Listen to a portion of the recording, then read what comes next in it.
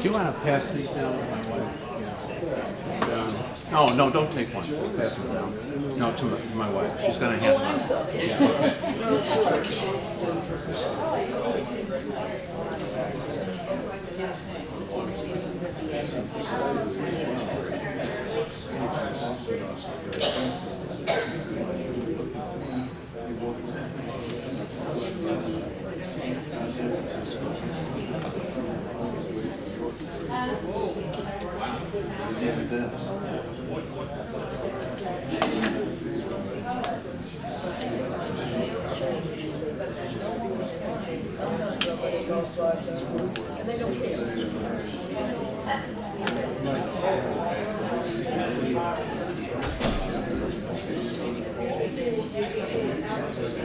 come over here.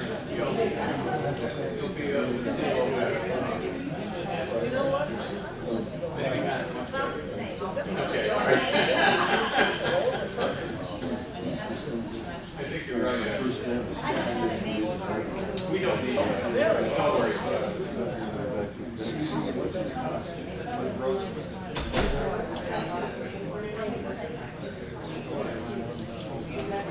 Yeah, I can't see them.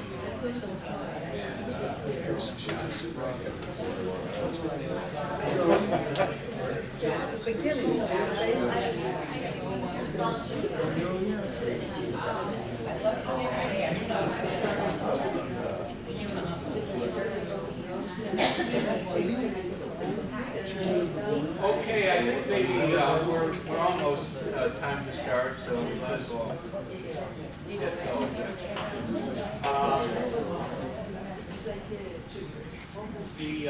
We're not going to bother with the name tags because I can't see them very well.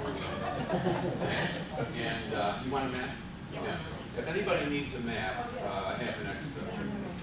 Some extras. Yeah. Okay. Thank you. Oh, anybody else? Yes, Susan, I'll take it.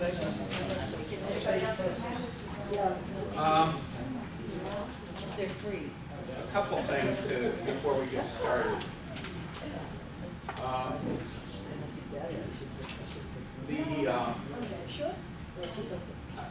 We were finishing up last time. Somebody asked me a question, and I don't know if everybody heard. I gotta get my microphone. What am I talking about here? I get in trouble. I don't turn this on. Is that a Siberian shirt? No.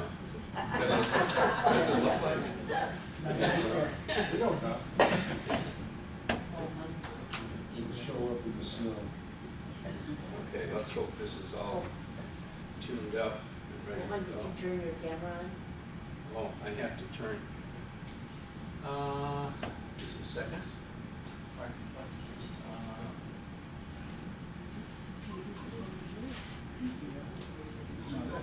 How come this isn't working? Grandpa, Is this working? Not working. Grandpa, Yes. is the camera recording? Why? This one. Yeah, the one over Yeah. there. Oh, okay. Yeah. Okay, I didn't know. I have to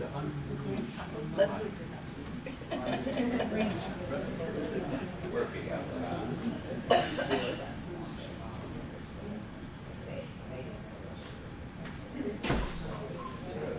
Wow. I don't know why it's not working.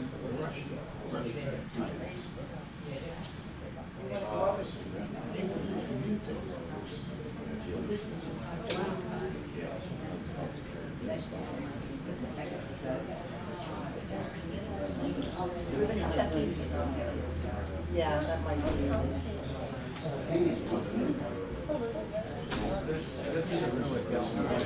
Yeah.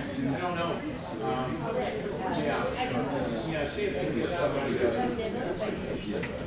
Yeah, I'll get in trouble if I don't have the mic working because there's a. I don't know exactly where I lost control here.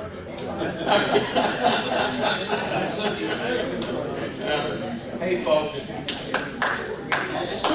Can we pay attention? Kind of an unruly class. Yeah, but you got a good voice. What? You Okay. have a nice voice. Yeah, I know, but there's a hearing loop here. Yes, and that And I thought I had everything turned on. And I thought it was turned on there. It's muted. It is where.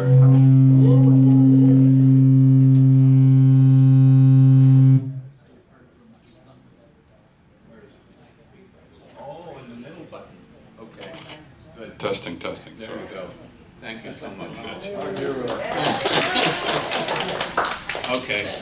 Yeah, there is for folks that are hard of hearing, there's a hearing loop in here, so, and it's wired into this. So if any of you have access to anything that can use that, why, it's available, as long as the instructor wears this. Somebody asked me at the end of last class, because I mentioned in Suesdale that there was something about a Kremlin, and they said they were confused by the fact that they thought the Kremlin was in Moscow. And the Kremlin, when we talk about the Kremlin, is in Moscow. But every old city has a Kremlin. And it's just a fortified area inside of a city. It was probably the original settlement that was fortified early in the history of the city, and then the city grew up around it. So many cities have Kremlins, but as I said, they're generally the older cities. You wouldn't expect to see a Kremlin in a modern city. Another thing somebody asked me is, they brought actually in today my biography, which is 2 lines, pretty obscure. And they said, could I say more about myself? Well, I'll say a little. I know there's a natural curiosity. I took a class, some Russian literature classes, and one of the first things I wondered about was the person who was teaching them. But my background is, I grew up in Western New York, and near Niagara Falls, in a place called Lockport, New York. It's on the Erie Canal.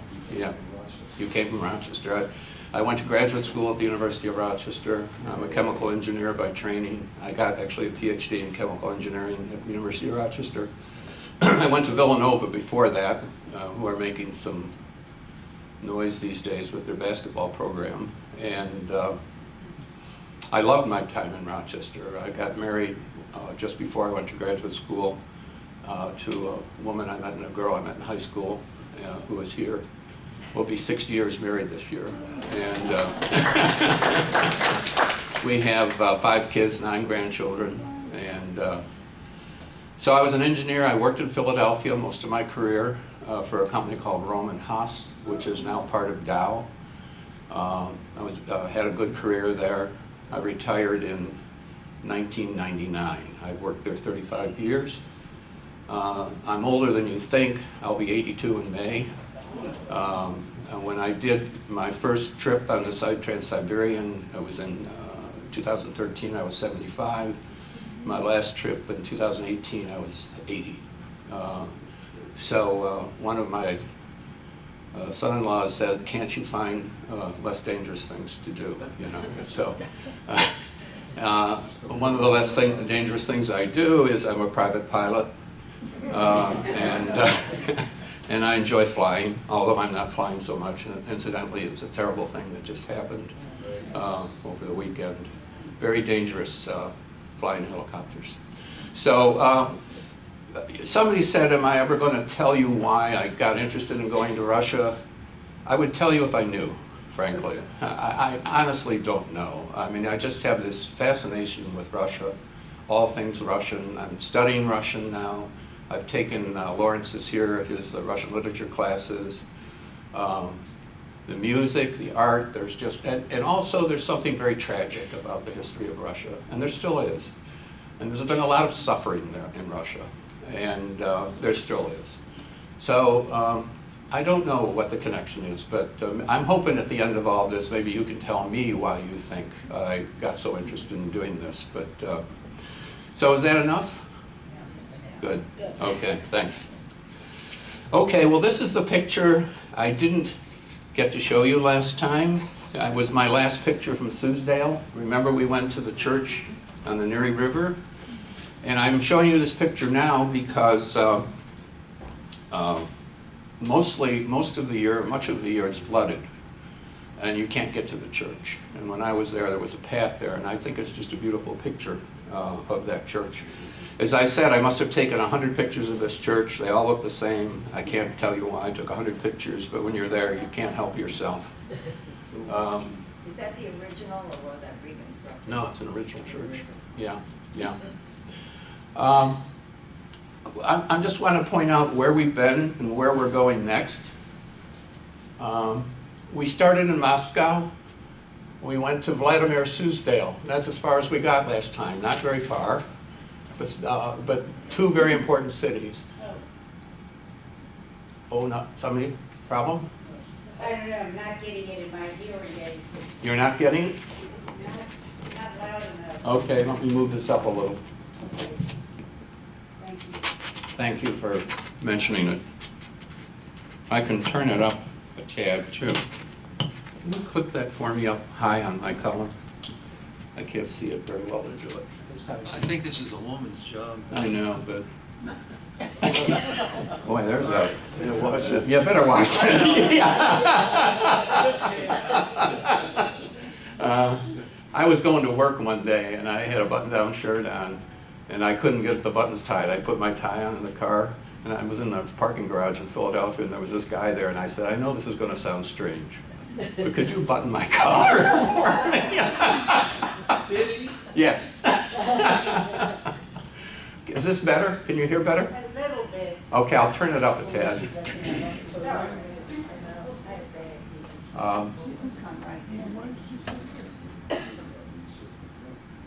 Okay, I turned it up a bit. Hopefully that'll help. So today we're going to go from here to Nizhny Novgorod. We're just going to make a very brief stop there. I was a little disappointed in what I found there, but we'll stop anyway. Then we're going to go to Yekaterinburg. Yekaterinburg, we're going to spend a fair amount of time there. That's where Tsar Nicholas was imprisoned and where he was executed and buried. And there's a big story about that that is still not finished. Then we're going to go to Omsk. I wanted to go to Omsk because a good part of the civil war between the Red and the White Russians was fought along the Trans-Siberian Railroad. And the fellow who was kind of leading the White Russian troops, he was an admiral, Kolchak, had his headquarters here, and I kind of wanted to see what that was all about. And there's some other interesting things about Omsk that we're going to find out about. And then we're going to go to Krasnoyarsk, who Gogol said was, he thought, the most beautiful city in all of Siberia. And then we're going to hopefully get to Irkutsk, which is on the west shore of Lake Baikal. I'm not sure we'll finish at Irkutsk, but I'm hoping we're going to get there. That sort of brings me to the next thing. One of the things I wanted to avoid, and I felt like I maybe did it too much in the first class, was me talk at you for an hour and 20 minutes. I felt like it would be boring, maybe. I just want to make sure that you stay engaged, and if you have questions, somehow we find a way to get them brought forward so that we can do both things, keep you feeling like if you have a question, you can get it answered, and at the same time cover the material that I want to cover. But my main objective here is to make this interesting for you. And so however best we can do that, that's what I want to do. So, if you have a question, just raise your hand and we'll work it in if we can. Got a question? You just said that about that church that you showed. Yeah. That was original. I thought you had said last time that Stalin destroyed all the churches. Stalin destroyed, he did not destroy that church. He destroyed around Moscow virtually all the churches. And he destroyed a lot of churches away from Moscow. This particular one, he didn't. Nor did he destroy the big church we saw in Vladimir. They boarded it up in 1927, and it stayed boarded up until 44, 45, somewhere in that period of time. I'll show you a church later on that he did destroy that's been rebuilt. Another thing that's going on in Moscow right now is in 2011, they started a program they called it 200, and they're building 200 churches in Moscow. They've already built 61. There's probably more churches being built in Moscow now than anywhere in the world. The question is why? The Orthodox Church holds a lot of sway in Russia. 60 or 70% of the people in Russia will tell you that they are Orthodox Christians, but only about 7% of them go to church. So why build all these churches? Well, for a while it seemed like a good idea when there was money around. Now it's not seeming like such a good idea anymore, and there's a lot of pushback starting to occur with this program. In fact, a lot of pushback. So not all churches went down. Yes? One of the first questions to become a member of the Communist Party, you had to state that you did not believe in God. And Putin now is wearing a gold cross. And he would never have worn it a few years ago. But he said, well, that his mother had baptized him as little and now he's wearing it. Yeah, I'm going to pass this around. What she said is Putin now wears a cross. And it was when she, I don't know if it was you, but when you were indoctrinated into the Communist Party, you had to deny that you believed in God. Putin is very tight with the church. We're going to see how that plays out with the Tsar Nicholas drama that's going on now. How often does that train run? Is it once a day or more? Because you seem to be on and off, and I wondered if you have to wait for the next train or they're available. Didn't have to wait for any trains because I had my tickets, and the fellow that planned my trip for me, see, I naively thought when I started this trip that I would travel like I did here. I would go to Jacksonville, get off the train, find a hotel, come back in 2 days and buy a ticket to Atlanta or wherever. It's just us, you can't do that. Not all the trains run every day. Not all the trains go where you want to go. So you need to kind of plan out your trip ahead of time so that you catch the right train at the right time to go to the next city. Not all trains stop at all cities. And he did all that for me and bought my tickets. He pretty much arranged it so I arrived in the mornings and left at night. So I had the days where I was, as much of the day as I could get. The problem with having the tickets all bought was when I started, I had my last ticket purchase, so I couldn't afford to miss anything. And I didn't. But I had a lot of close calls, like last week when I almost got trapped and I had to hitch a ride back with those folks. I mean, I was sitting there thinking, you know, I got a train I got to catch here. How am I going to get back to Suzdale or back to Vladimir? And it always worked out. My wife insists I have a guardian angel following me around. And maybe I do, I don't know. What was the church you showed us constructed of, and were most churches built of wood? No. Most of the rural churches are built of wood. We'll see a picture of one today, but the churches in the city are not built of wood, big churches. One more question, then we got to get rolling. I've been reading this Midnight in Siberia. It's a great book. It's wonderful. But there's such huge differences between first, second, and third Yes. travel. I'll show you a picture. Yeah, which? I was on second. Second. Yeah. I'll show you a picture today of that once we get rolling here. Okay, gotta get rolling. So this is Nizhny Novgorod. I'm just simply showing you this picture just to give you an idea. I only got 2 or 3 pictures from here. Straight ahead is the Kremlin. I was rather disappointed in the Kremlin here. I don't know what I expected, but it wasn't what I thought it was going to be. As you walk through the Kremlin, what is interesting to me about this city is it brings you to the Volga River. Siberia and Russia is all about rivers, big rivers. And this is one of the biggest in Russia. It may be the biggest. Unlike most rivers in Siberia, it flows south. Most of the rivers in Siberia flow north. I think I saw a statistic that 75% of Russia is in Siberia and 25% of the people live there or something. Now, it's not heavily populated, and most people think it's not heavily populated because it's cold, and it is cold, but it's mainly because it's swampy.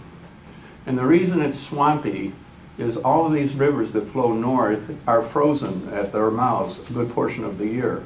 So all that water has really no place to go. And it just sort of, the whole north of Siberia is very marshy. So this is the Volga. I'm going to show you this now. I'm going to show you more of this later. But every city has a memorial to the Great Patriotic War. There's nothing that defines Russia, Siberia more than what they call the Great Patriotic War. We're going to talk more about that later, and I'll show you more. But typically this involves some kind of a monument with the dates 41 to 45, a flame, and a tank. Nothing so defines the Russian army as a T-34 tank. The Germans ran roughshod over the Russians with their Panzer tanks. The Russians developed this tank east of the Ural Mountains and brought it to the battlefield and totally caught the Germans by surprise with it. It's not such a great tank, but there were just a lot of them, and only 2 people in that, and they defeated the Germans with that tank. So that's all I'm going to show you for Nizhny Novgorod, excuse me. I went to the train station and ran into another one of these situations like I ran into in Moscow. This is a bigger station with this darn board that I couldn't read because it was all in Cyrillic. And so I was standing there, kind of puzzled. And what I usually did in situations like this is look for somebody I could talk to. And I usually chose somebody young because they generally knew some English. And women were generally more helpful than men. And so I spotted a young woman standing there. And I went over to her and pretty much explained that I couldn't find my way to the track that I was supposed to go to. And she listened, and she said to me, she got on her phone and did something. And she said, "Speak slowly into this phone, your question." So I did. In 1-syllable words, very simple. And she said, "Give me the phone back." I gave her the phone back. She said something. She handed the phone back to me, and I thought, boy, it must be one of these phones where it translates for you. And I was pretty impressed, actually. And when she handed the phone back, there was a guy's voice there, and he said, "Follow the girl and do what she tells you to do." And I thought, whoa, this is pretty neat. And it turns out it was her boyfriend in Moscow that she had called, and who spoke excellent English. And so she did. She led me to the platform and made sure I was connected up with the porter at the car and on board, which I thought was pretty nice. And it's an example, again, of something I've said repeatedly. I could not have made this trip without the help of the Russian people. All along the way, I got help when I needed it. It was always there. Somebody wanted to know what the train looked like. There are 3 different classes of trains.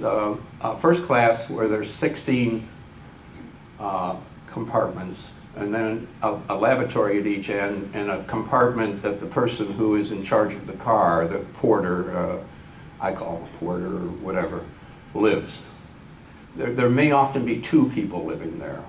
I never saw 2 people there together, but whatever. And the next class up is 4 people in a compartment. And I think that gets you up to 30 some odd. And then there's a sort of a dormitory car, which gets you up close to 60. I chose to go in the 4-person car. I didn't want to go in a 2-person car because I really wanted to be in the company of other Russians. I didn't want to go in the 60 car because it seemed a bit too much. To this day, I'm kind of sorry I never did. If I'm back on this train again, and I expect I'll be at some point, I'm going to try that car. I'll show you a picture of that car. Just a minute, okay? Go ahead. How much luggage did you have? 1 bag and a backpack. A backpack? A backpack and a bag. I'll show you in a minute what that involves. So it was there was an aisle that ran along the side, and to the right are the rooms, the roomettes. They call them coupes, I think. This is what one looks like. I was in here by myself. You can see the upper bunks fold up and down. The bottom bunks are permanent. Over here, this lifts up. This lifts up here, and there's storage space underneath here. And there's some storage space in the cubby over the door when you come in. But there's not a lot of space in here. And you're supposed to kind of limit your luggage.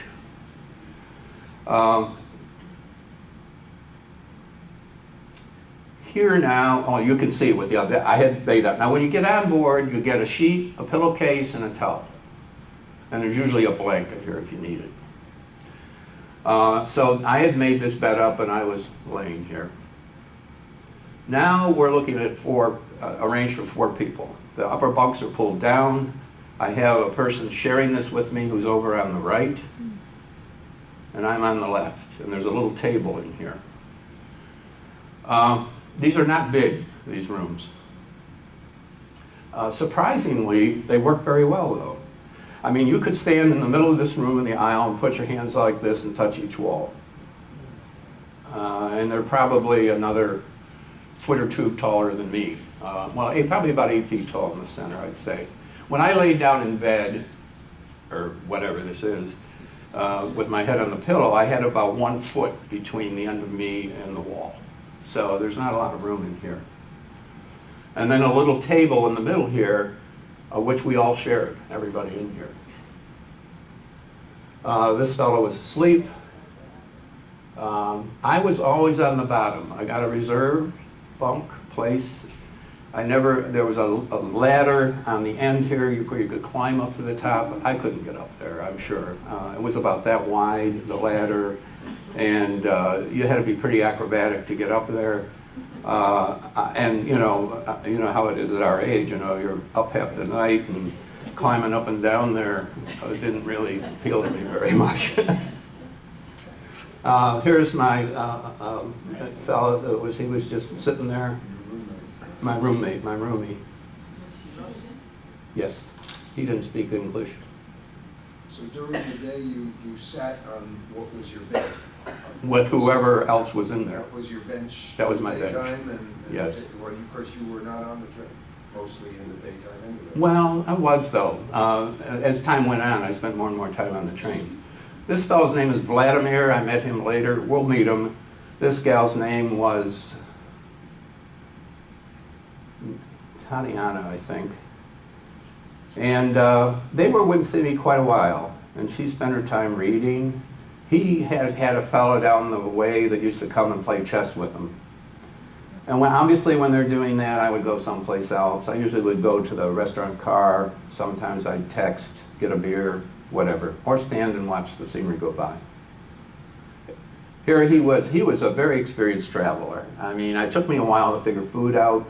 He had it all figured out. He had all the stuff he needed. He knew how to, and we had a salmon bar in every car where you could get hot water all the 24/7. At nighttime, there were reading lights. This is Tatiana, and that's Vladimir. Now, this lady, not everybody's small. When I got on the train, she was here already, and she must have had 6 or 7 or 8 bags. She had bags all over the place. On my bunk, everybody's bunk. So we started trying to figure out, how we were going to rearrange all this stuff so we had enough room. She's a big lady. And then she was joined by this guy, who is not related to her, but just another passenger, and me. And I'm not tiny, and so we were pretty well jammed in here. I don't remember if we had a 4th person with us or not at that time. There's the car with 60 people in it. There's 2 pictures. Oh, excuse me, just one. I thought I had 2, but just one. Let me go back.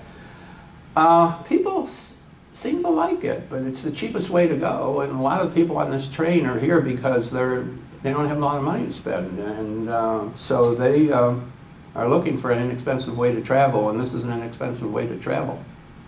As I said, I never did this. I kind of regret in a way I didn't. I could have certainly done it for a 20-hour trip, one night. The person who was the custodian for the car, in addition to getting people on and off and checking their tickets, were responsible to clean the car. There were men and women doing this. This is obviously a lady mopping the floor down. Okay, I was going to, sort of leave the bathroom situation to your imagination. Just say there was a lot of stainless steel, industrial. But I thought, what the heck, I might as well show you a picture. So these are not my pictures, but I did get these off the internet. Sort of. There's a toilet, and there's the sink. These are faucets up here. It's a pretty basic system. The toilet dumps onto the track, so you can't use it when you're in the station. You can't use it for they lock the toilets out about 20 minutes before and after a station, and they lock them in the station. And of course, that's just when you had to go to the bathroom. You had to kind of plan ahead on this. You could always get off at the station and go inside if there was enough time. I didn't do that generally unless I was sure I was going to have enough time to get back. So that's what life on the train looked like. I mean, it probably seems a little, it was great. I mean, I had no trouble with it. I didn't have any bad snorers. I didn't have any people that stunk the car up, or it just, it was fine. Smoking allowed? No smoking on the train at all, even in between cars and stuff. And there's a big sign on the door when you get on, no smoking. Is there a dining car? I'm sorry? Is there a dining car? There is a dining car. I'll show you that at a later time when we talk about food. The dining cars are, I thought, quite good. They vary, again, now these cars vary in age. None of them are really new. They probably come from the 70s and 80s. I was told they were built in East Germany. Some are a little better shaped than others. They had air conditioning in them. I never needed heat. Heat wouldn't be a problem. Air conditioning was a bit on and off. Mostly it worked. The windows went up and down, so you could lower the windows. Not all of them worked equally well, but it was common for me to go out and stand in that aisleway and lower a window and just catch the breeze and watch the scenery go by, as it is. There isn't that much scenery, actually, but it's still interesting. There would be trains coming the other way, you'd go over a bridge, and it was just interesting to watch, the countryside go by. What's the speed of the train? I don't know, but it's moving. It's, I wouldn't call it a high-speed train.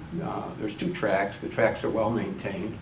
I think they must be welded because I don't recall hearing the clickety-clickety-click, that you normally hear. I often wondered about that. But it was fine. Okay. When I got on at Nizhny Novgorod, it was the first time I had people in my compartment with me. And they were two guys that worked for the railroad, and they climbed into the upper bunks and went to sleep. They were deadheading back to Kirov. And there was no communication at all. I just found out they were engineers and they were going back to Kirov. So I went to sleep. At 6:30 in the morning, there was this big commotion going on. We were in Kirov, and they were getting off and somebody was getting on. And the somebody who was getting on was this mother and two children. And her name is Galina. The little boy was 4, his name was Misha. And the older boy was 14, and his name was Roman. I took their picture out on the platform. I was a little careful at this point and a little unsure about taking pictures. Uh-oh. I don't want to update now. I don't know what I do about this. I'm going to just say okay and hope nothing happens. Oh, shit! wrong thing to do. Well, what was I gonna do? How else was I gonna get rid of the damn thing? It says like everything okay. I know what it said, I read it. Okay, hopefully we're right back with no problems. Okay.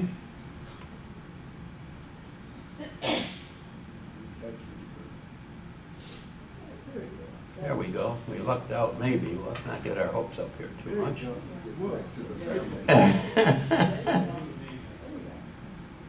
Okay.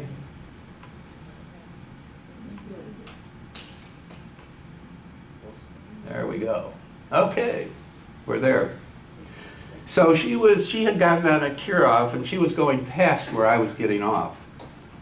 And sort of understandably, she didn't speak English, maybe just a little, but nobody spoke English, basically, really. And of course, I spoke no Russian at that point. I still don't speak much, but at least I can, get along a little bit now. I had brought with me some things to give out. And I had a New York Yankees cap and some pins from the various baseball teams. So when we got on the train, I gave Roman a New York Yankees cap, which he was really happy to have. And the little guy, Misha, I guess it's a little guy, I don't think it's a girl. I don't know really, but she picked out one of the pins and really loved it. So we were friends. I mean, we got along fine after that. They were much warmer. We really couldn't talk to each other, but it was a very friendly experience. Looking out the window, this is the sort of stuff you see. You see pretty much open spaces.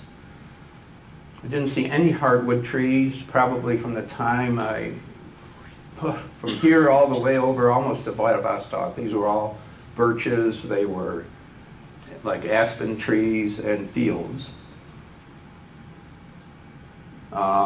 Here's another example. I was just taking these pictures out the window as we were rolling. And we would be standing here and you watch, you could do this all day. It's like watching the beach, watching the waves come in. I could anyway, I don't know. I think Paul could probably do that too. This is a village. Looks like a postcard. You wouldn't want to live here probably though. I mean, just think about this in the winter when there's 6 feet of snow and everybody has gardens. They have to have gardens. There's no trucks rolling in, bringing in produce from Peru every day and stuff like that. I mean, everything they have pretty much they grow in the way of vegetables and things. And they have chickens. Here's a village, no paved roads. You can see the garden next to the house. This is pretty typical of what you would see in the way of villages as we went by. I always wanted to visit one of these villages, and in my last trip, I stayed in not a village, but a very small city with a couple. And the woman was a fantastic cook. And we'll spend some time with them in a later class. This is my hotel in Yekaterinburg. I was generally staying in 2- and 3-star hotels. They were very comfortable. They had breakfast. They were very reasonable. Now, when we're in Yekaterinburg, we're officially in Siberia. Siberia is a... Can you point that out on the map? I can't find it. Okay. Yekaterinburg is, you'll see it on your map. It's right here. If you look, you'll see it. Okay, thank you. From here, remember, we're going to Omsk, Krasnoyarsk, and then over to Irkutsk. Yekaterinburg is in the Ural Mountains. It's on the east side of the Ural Mountains. The Ural Mountains, I got interested.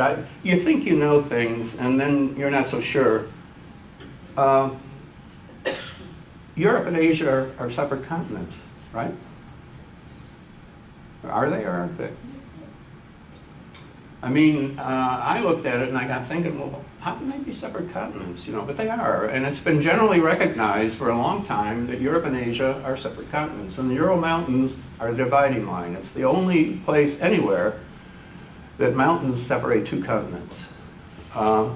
Siberia is in Asia, and this extends down, follows the Ural Mountains are a non-event.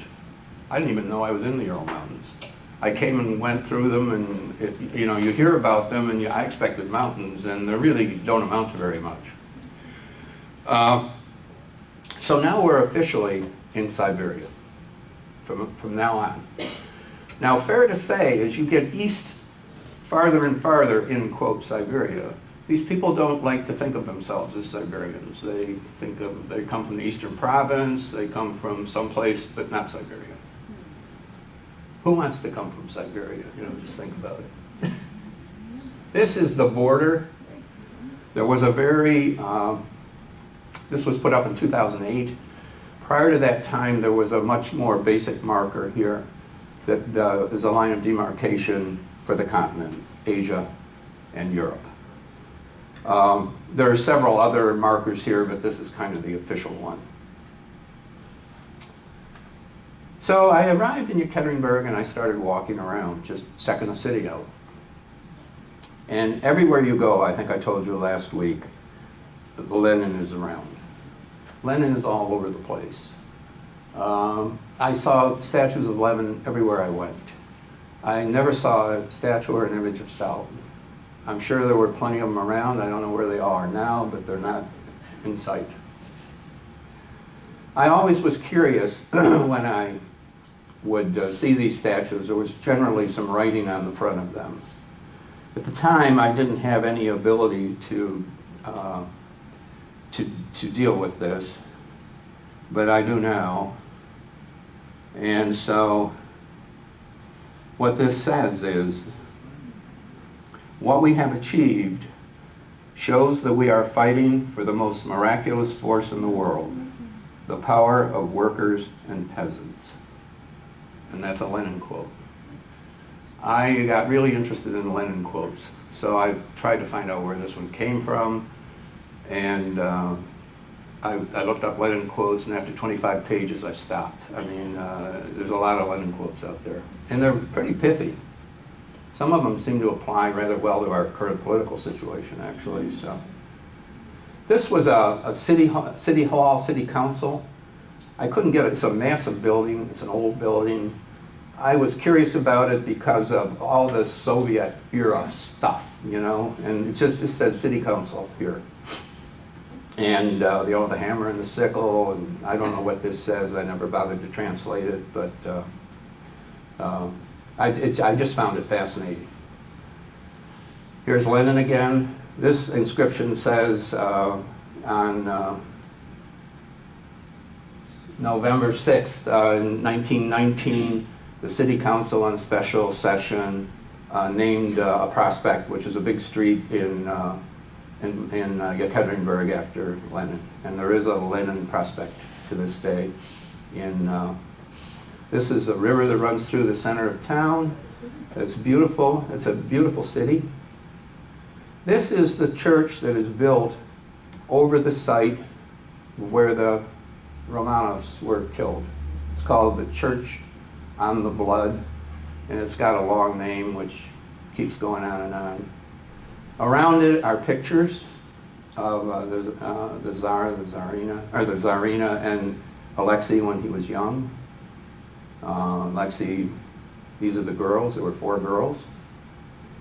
The oldest was 23, the youngest was 18. That's Maria, and can't see, Anastasia, I guess. This was my guide. I always have to look his name up. I have, for some reason or another, Oleg. Oleg turned out to be amazing. Oleg was a retired from the Russian Navy. He'd worked on a destroyer in the Black Sea in Sevastopol. And way overqualified to be in fact, he was getting a job working in the city transportation system or something. But he loved being a guide. And he was a historian, kind of. And you'll see in a few minutes how that played out for me. Really, I was so lucky to get this guy. Spoke excellent English. First place I wanted to go was a military museum where I had read. Now, how many here know who Francis Gary Powers is? Yeah. Yeah, he was a U-2 pilot. He was shot down outside of Yekaterinburg and captured here.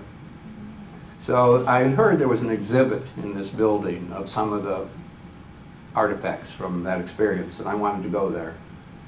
So I was very disappointed. The exhibit amounted to virtually nothing. There's a piece of his plane here. Well, first of all, let's talk a little bit about who he is. This is a picture of him. He flew a plane called the U-2. The U-2 was developed before we had satellites that we could surveil with.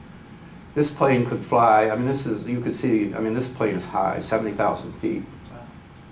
Nothing could get up this high, we thought. The Russians had developed some anti-aircraft missiles, and they shot it down over Yekaterinburg. At this time, Eisenhower and Khrushchev were getting ready for a summit in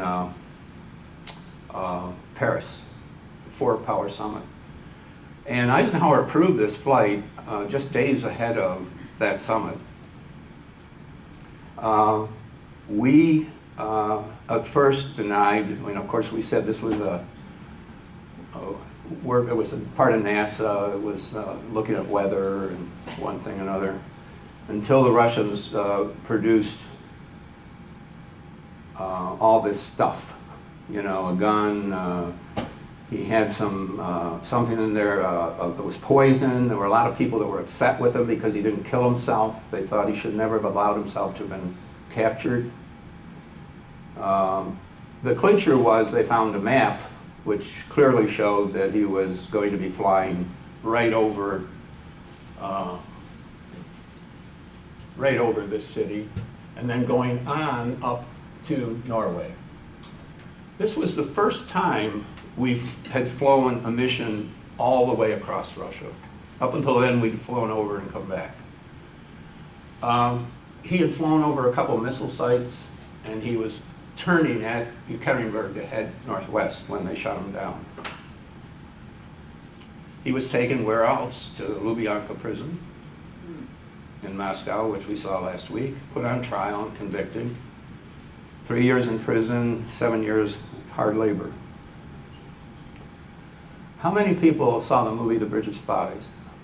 Does that ring a bell with anybody? Yeah. Steven Spielberg made a movie. What happened next was he was only in prison 2 years, and we worked out a prisoner exchange where we exchanged Rudolf Abel, who was a Soviet spy, for him, for Powers.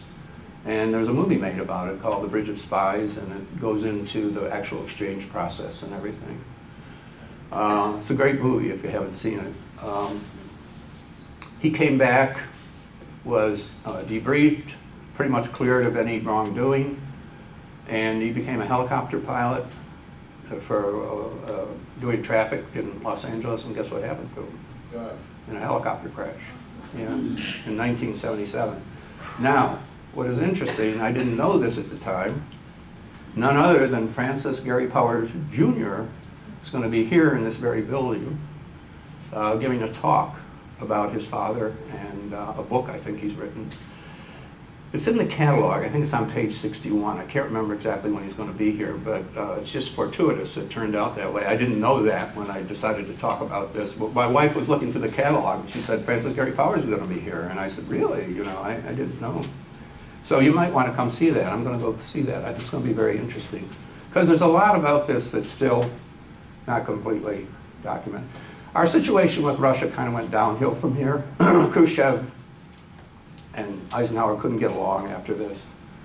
And then Kennedy came along, and we all know about the Cuban Missile Crisis, and really this was kind of the apex of Khrushchev's career. Powers survived the crash. parachuted. And now this is another one of those crazy little things that happen. We were on our way over to the church because I wanted to go over and see the church where the Romanovs were had been built to memorialize them. And we're driving down the street, and my Oleg said, "See that plaque over there on the wall?" And I said, "Yeah," and fortunately I grabbed a picture of it. He said that was the bureau where the rockets were built, where the rocket work was done. You see two stars there. Once again, I blew this up, and I actually looked up this guy, Lev Lelou, I think his name is, Lev, and Lulev, something like that. This guy's a genius. This guy turns out to be, he won twice the Soviet top award for a civilian. He won a Lenin Award. He won everything you could possibly win. There he has his 2 stars and 2 other medals. He was a genius. He created this design bureau in Yekaterinburg. He built a rocket. He built the rockets that the Soviets ended up using. He was in competition with a lot of established bureaus back in Moscow. He won. And they asked him afterwards, they said, his background was in artillery. They asked him afterwards, "How did you ever come up with this idea for the rocket? It was very, very unique and different." He said, "I didn't know anything. I didn't know anything about rockets." And so he said, "I just kind of did what I thought was the right thing to do here." And all the experts were plowing more familiar ground and were failing. And he ended up having a huge impact on the Soviet Union, both the artillery and the rockets. He worked on rockets with submarines, air-to-air, all kinds of things. There's one of the rockets. Back to the church. This church was built around 2000, and there's a monument in front as you go in. This is inside. It's a gorgeous church. These are some pictures of the children as you walk toward the back, and this is the kind of the screen that's over the altar that sits on top of the room where they were executed. This is the family, about 3 years before they were killed. So the question is, see if I can do this. The question is, how did they end up here?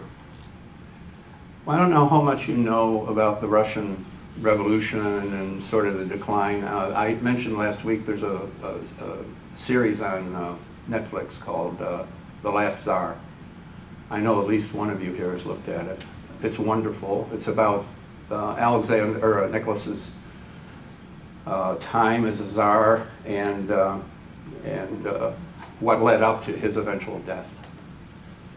It's great. It's six episodes. Very well done. It's new. What happened is he became czar when he was only 26. Way too young. And he wasn't very good anyway. So he became czar in 1894.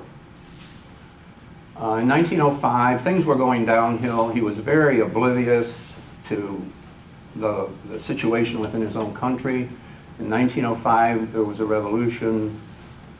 This is always confusing to me, the February Revolution, which occurred in March. And the reason for the disparity is some of these days are in a Julian calendar and some are in a Gregorian calendar. So there's always a 2-week offset. So the October Revolution occurred in November, the February Revolution occurred in March. Once you can get that through your head, it gets confusing after a while. But anyway, in February or January of 1905, there was an uprising in Moscow. People were hungry. There were a lot of, the serfs had been freed in 1861, and they had moved into the city, taken jobs in factories, and they were being brutally treated. It was not at all like the relationship they had when they were working for a landowner. They were now working for a capitalist sort of boss who was very ruthless. Their conditions were terrible. So they decided they would approach the Tsar with their case. They revered the Tsar. They came to the Tsar in a procession, many women and children, carrying his picture to petition him on their behalf. His response was to leave the city and turn his militia on them. And they probably slaughtered 1,000 people. Nobody knows for sure, but a lot of people died. That was the turning point for him. From that point on, he was not viewed by the people anymore as their benefactor. Things only continued to go downhill. Around this time, they had this son, Alexei. They finally got a male heir. He was a hemophiliac. They concealed that fact from the Russian people. It was their secret. They kept that secret to the very end because the Russian people thought they had an heir, and they did, but it was very tenuous. Around this time, you've all heard of Rasputin. He kind of came into the scene. He gained enormous influence within the Romanov family because he appeared to have some mystical ability to heal this boy. The Tsar went off to fight the Germans, disaster. The Tsarina is left behind with Rasputin. They're running the government. Things just deteriorate until 1917. There's finally a revolution, and the Tsar abdicates in the spring, March of 1917. A group took over of monarchists, and they were kind of interested in making a better life, but preserving the system as it existed. And of course, the Bolsheviks were on the sidelines here. What happened was they decided they wanted to get the Tsar out of Moscow because they were afraid if he was captured by the White Russians, who were the monarchists, that they would restore him, and so they just wanted to get him out of town. So they sent him to Tobolsk. Tobolsk you can find on your map. It's east of Yekaterinburg. You don't have to find it, but it's nearby. The Red and the White armies were fighting in Siberia. They were coming to Tobolsk, so they moved him to Yekaterinburg. There wasn't a worse place they could have put him because Yekaterinburg was a hotbed. Here they are in Tobolsk, sitting out on the roof of a home. There isn't a worse place they could have gone than Yekaterinburg because it's a hotbed of Bolsheviks. They built a barrier around the house so they couldn't see out. They plastered the windows over. They did everything to isolate them. You're not seeing pictures, are you putting pictures up? Oh, shoot, I turned the, what am I doing here? Thank you. There they are in Tobolsk. There's the house they put them in, and there's the barricade they put around the house. There was a guy in town by the name of Yakov Yurovsky, who was in charge, sort of the Soviet in that area, and he was intent on murdering the Tsar. So on the night of the 16th of July, 1918, they woke him up and said, go down to the basement. And they went down to this room. The Tsar asked for 2 chairs, one for Alexandra, the Tsarina, who was ill, and one for Alexei. This is a posed picture, obviously. This wasn't taken, you know, I doubt, I can't imagine this was taken beforehand. At some point, they heard a truck running outside. They thought they were going to be taken to a safe place. Yurovsky came into the, and he had met with the people ahead of time that were going to do the execution. And they had agreed on who was going to shoot who when they entered the room. There was this is a Chinese fire drill. I mean, once this gets going, it's terrible. This is Yurovsky. They entered the room, and Yurovsky read a very brief statement to the Tsar saying that he was to be executed. And his response was one of disbelief. You know, he uttered out the Russian word "что," "что," which means what? What? And they opened fire on them. Some of the guns used black powder, so the room filled up with smoke. People were shooting at everything. They shot the Tsar right away. At some point, they couldn't see anymore, so they opened the door to let the smoke out. What they discovered was all of the children were still alive, and they had shot up all their bullets, most of them. So they went about then disposing of them by other means, and there's no reason to go into this, just this gets more and more gory as you go along. This is the scene of the room afterwards, when they were taken away. Now, where were they taken? They had a plan to take them outside of town and put them in a mine. And the mine was actually a pit. This is the pit today. And it was about 10 miles outside of town, and they disrobed everybody. They brought sulfuric acid along with them to put on them, to disfigure them, and they threw them all into this pit. There was water in it. They thought they were going to submerge them, but they didn't. They threw hand grenades in there to try to get the dirt to collapse in. That didn't work. They threw some branches in, and they left. They also hauled away from here 18 pounds, not carats, of diamonds. The diamonds were sewn into the undergarments of the girls. And one of the reasons they had a hard time killing them was because they acted somewhat as a bulletproof vest. So they had a difficulty. They tried to stab them, they couldn't stab them because these vests were full of these jewels. Today, when I was with this, my guide, and we were inside the cathedral, we were going to go next to that monument I showed you. And I said to him, I'm really interested in this. And he said, well, would you like to go where they were buried, or where all the brouhaha is going on now about their burial? And I said, of course, So we changed plans and got in the car. It was pouring down rain, and we went out to this place. And it's about 10 miles outside of town.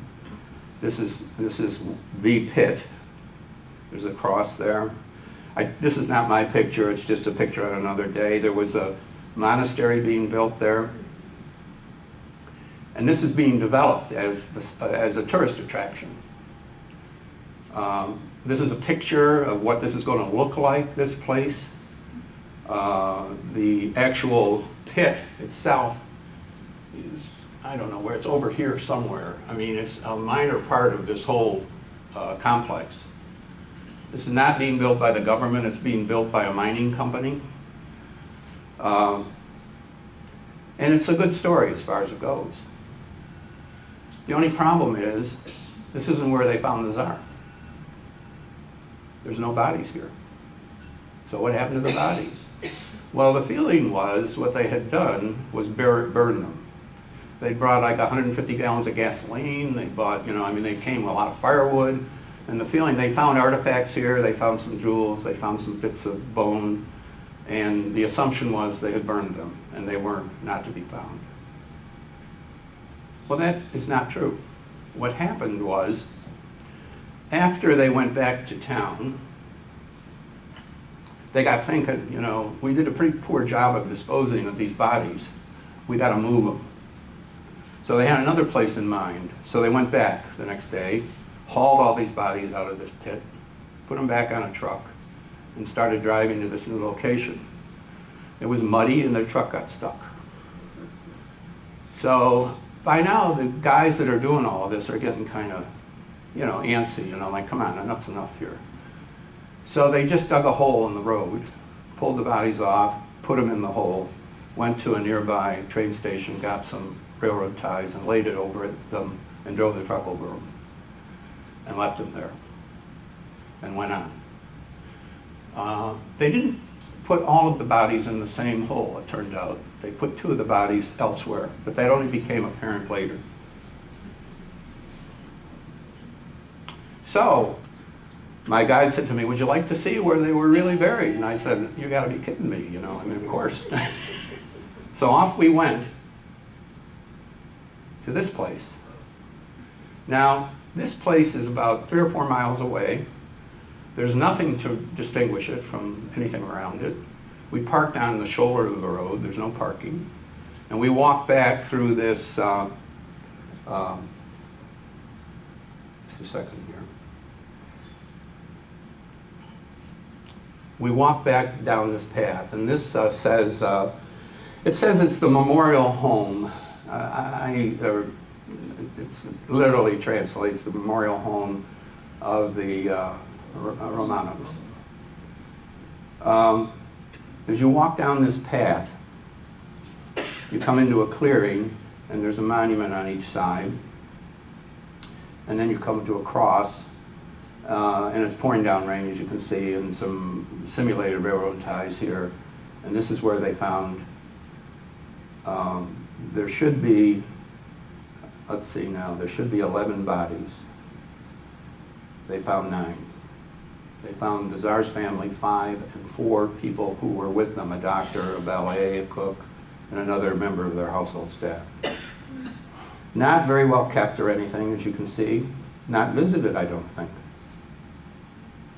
Here's a photo that was taken around that time. The person that took it had no idea that they were photographing the actual grave site.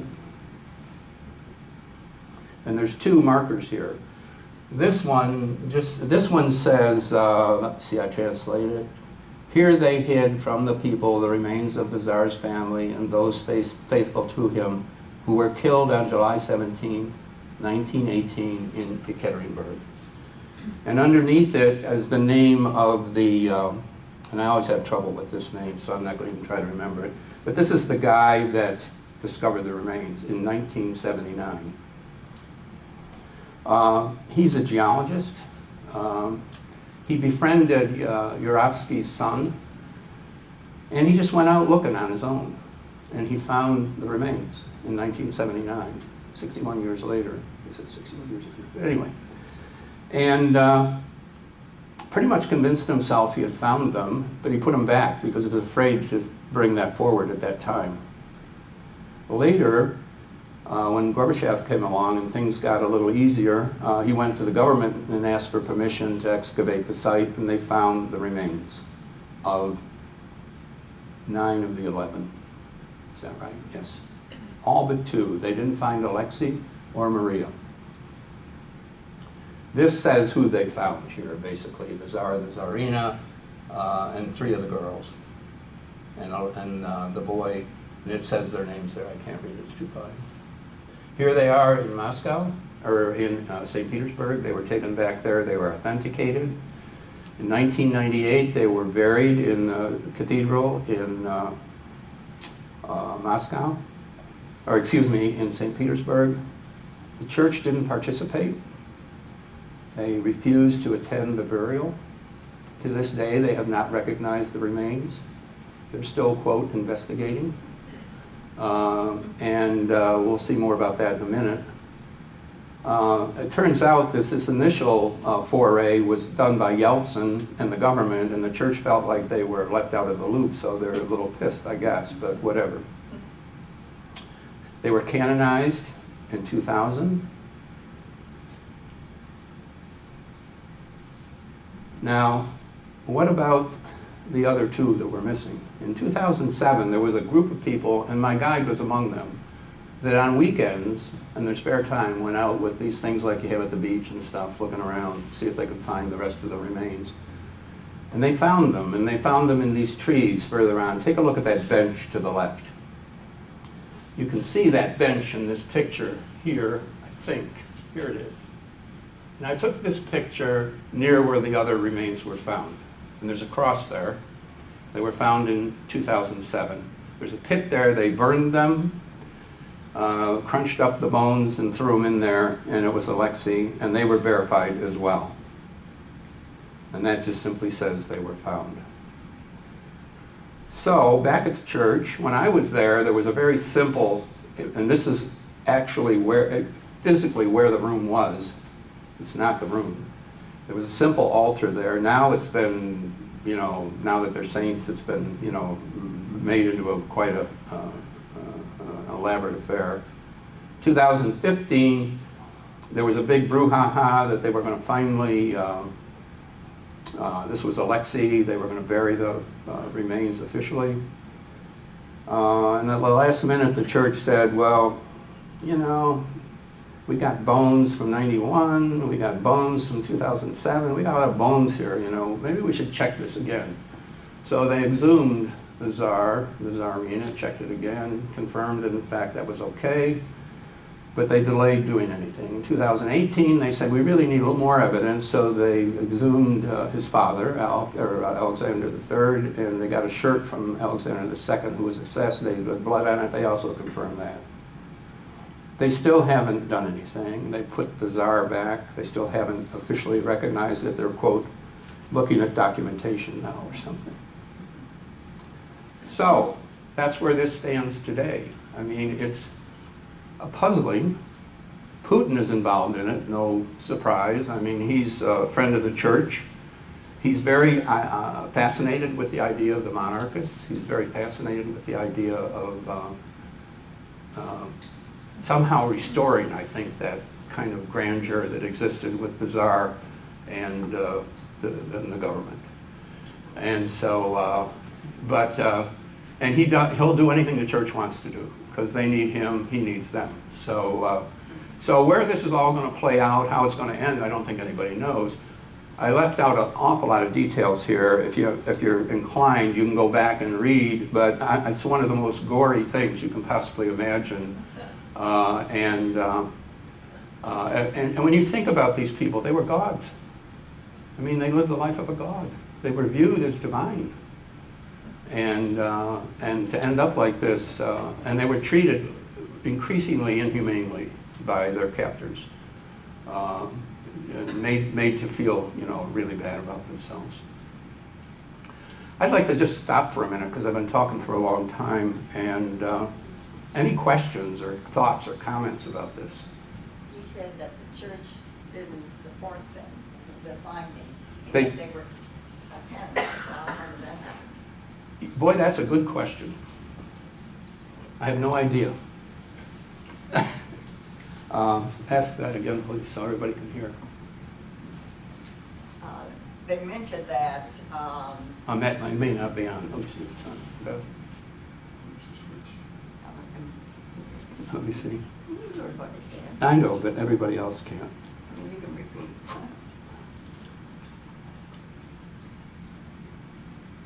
Give it a try. If it doesn't work, I'll repeat it. She asked, why did the church canonize them? They didn't canonize them as martyrs, interestingly, which you would have thought they would do. They canonized them for some, I don't know, for their humble. They referred to them as a fine Christian family. They didn't refer to them as the Romanovs. I can't answer that question. That doesn't make sense. To this day, they have not interred Alexei or his sister. They put all the others in the grave, but they have not interred them. Other thoughts? I think this is... I came back, I didn't know any of this history, and I couldn't find any of this history. This is 6 years ago. There's been a lot of this come out since. I was going to write a book. I mean, I said to my guide, I'm coming back. Somebody needs to tell this story. And to this day, if you go to Yekaterinburg and go to the tomb of the Tsar, they're not going to take you where I just took you. They're going to take you to the first place. And they're not going to tell you the story I just told you either, probably. So it's very strange. Okay? It says like battery. Do you have more batteries? No. I'll tell them that. Thank you for pointing that out, though. Oh, this is for the guys. Go ahead. Where did the Anastasia whole fantasy come up that she was still alive? Well, I think because what happened is after they killed them, they very quickly made public the fact they had killed the Tsar. And they got a lot of support for that, the Bolsheviks. But they said that the rest of the family was safe and were being taken care of. And they perpetuated that up until 1926. Then it became apparent that they'd been killed. Stalin came along in '38, said, I don't want to hear anything more about the Romanovs. so everybody was afraid to talk about it. So there was always this feeling that there were people floating around out there. And there was one woman in particular who got a lot of mileage out of this, who was a hoax. These people are all dead. There's no question about it. This is for the guys, you know. Go ahead. I seem to remember in the days gone by that there was a DNA test done. As you know, the Romanov family and the royal family of England Are related. were related by Queen Victoria. So I thought they took some blood or something from the British royal family. They have. And they compared it to the DNA of the skeletons, and they compared it, and they were right. They have all kinds of DNA evidence that these are the Romanovs. There are people around who claim to be descendants, though. This was for the guys, you know, so we can see some aircraft. And the reason I wanted to show you this is, as we were walking out, the guide said to me, "This is a really unique airplane." And I said, "I know what that airplane is. It's a Bell Air Cobra." And I said, that plane was built not 20 miles from where I grew up. And the way this ended up in Russia was at the beginning of the war, we gave a lot of materials to the Russians. And among them were these planes because our government didn't like them. The Russians loved them. They worked beautifully for them. And they were brought there by ferrying them up across the Bering Sea and down all through these, and they loved it. And there's some more missiles on the way out. Back to the train station.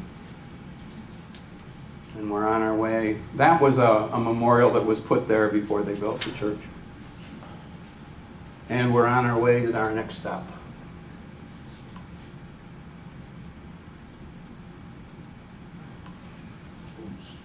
Omsk. Now,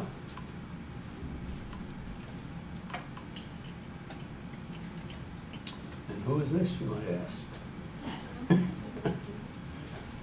This is Olga from Omsk. You know, I'd get people in my compartment.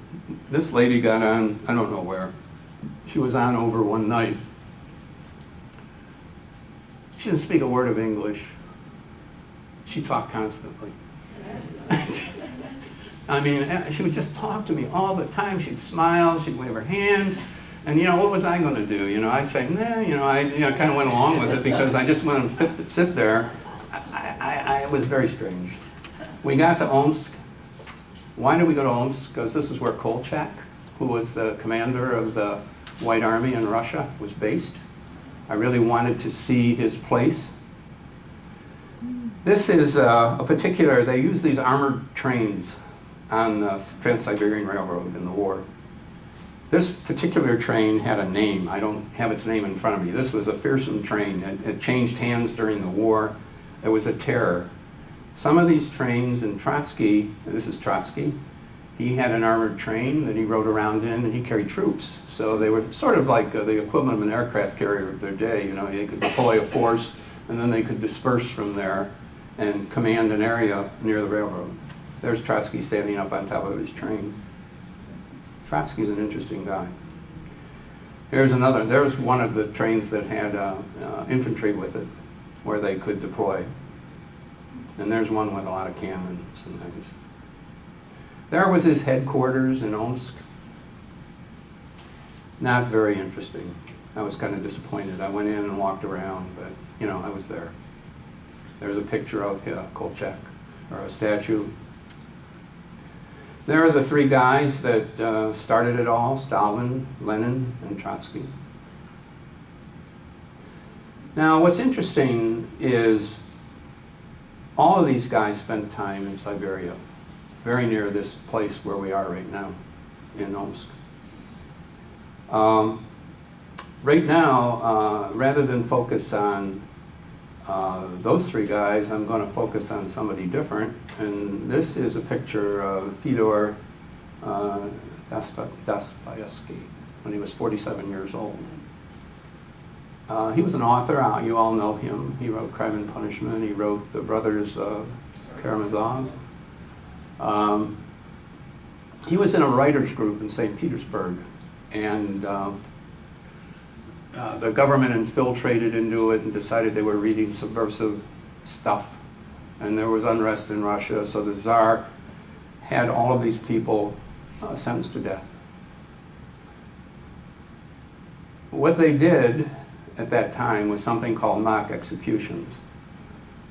This was a psychological ploy.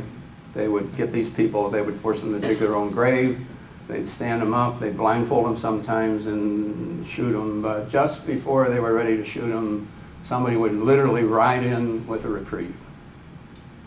And that's what happened to Dostoevsky. The deal was not to be shot. He had to go 4 years to hard labor in Siberia with military service after that. Because he was dangerous, he was put in shackles, hands and feet, and I'll come back to that. It was a defining moment for him. I have a couple quotes I want to read. Why were they against it? Because these writers were stirring up trouble. You know, they were writing things that the government felt were going to agitate the people and lead to revolution. Probably true always of artists and writers, right? I mean, they're kind of on the edge and liberal. This is what he wrote about his conditions there. In summer, intolerable closeness, in winter, unendurable cold. All the floors were rotten. Filth on the floors an inch thick, one could slip and fall. We were packed like herrings in a barrel. There was no room to turn around. From dusk to dawn, it was impossible not to behave like pigs. Fleas, lice, and black beetles by the bushel. That's what he wrote about his time there. He subsequently wrote a book when he came back called The House of the Dead, which is based on his time there.